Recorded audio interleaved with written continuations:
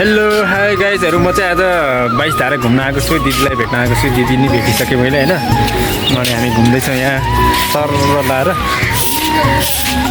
तपाईँहरू नै आउनु होला 22 धारा घुम्नलाई कहाँ भन्दाखेरि 22 धारा हो बालाजुको 22 धारा यता साइडमा चाहिँ बुढा नीलकण्ठ मन्दिर छ हजुरहरूलाई म देखाउँछु एकछिनमा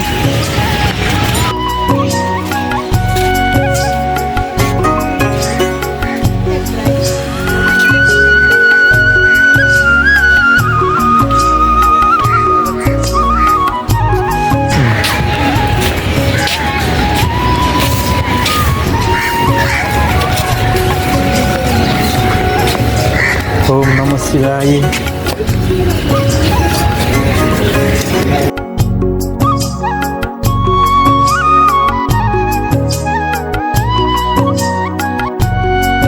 बाइस धारामा अवस्थित रहेको यो बुढा नीलकण्ठ मन्दिर हो।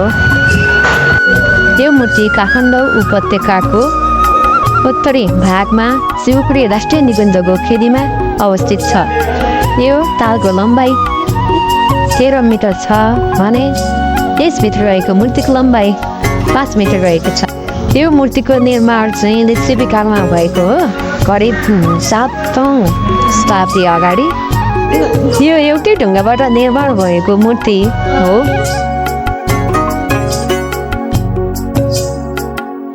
यहाँ तपाईँहरूलाई एउटा अनौठो चिज देखाउन चाहन्छु म। तपाईँहरूले देखिरहनु भएको छ कि यो मूर्तिको माथिल्लोपट्टिको केस राम्रोसित हेर्नु त सबै देखिन्छ, सर्प पनि देखिन्छ, पहेँलो कपडा पनि देखिन्छ, सबै देखिन्छ। कति ठुलो शक्ति छ यो मूर्तिमा।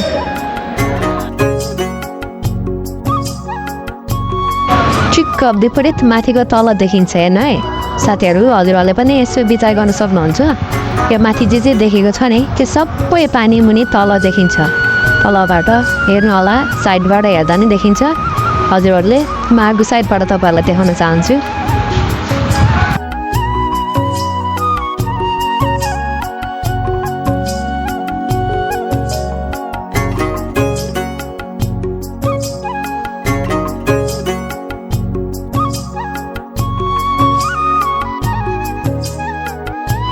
अहिले सरसफाइको लागि चाहिँ एकजना बाजे साफसफाइ गर्दै हुनुहुँदो रहेछ। हामी पनि त्यति नै टाइममा पुगेको थियौँ हामी।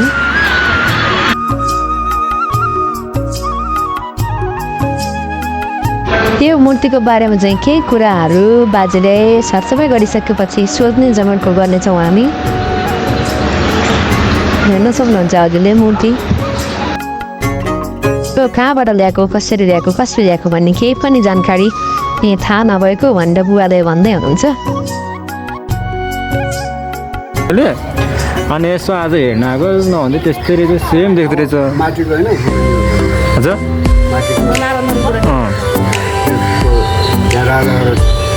जानु हुँदैन होइन, जानु हुँदैन त्यहाँ जानु नहुँदाखेरि किन जान्नुहुन्न राजा पनि विभिन्न अवतार भयो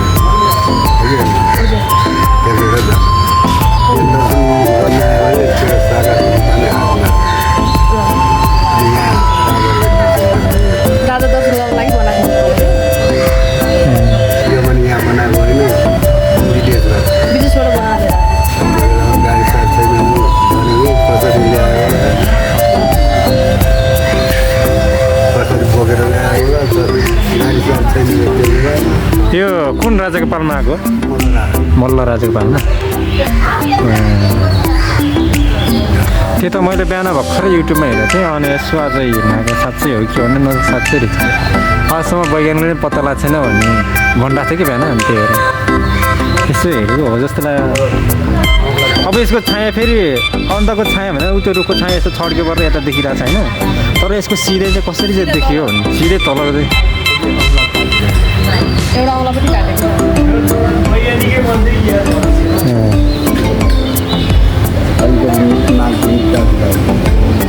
किसानको खेतमा भएको कारणले भने होइन, खोज्दाखेरि निस्केको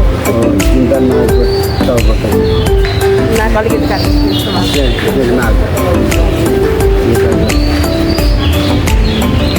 यो नाक र त्यो खुट्टा काटेर चाहिँ किसानहरूले खनेर निकाल्दाखेरि चाहिँ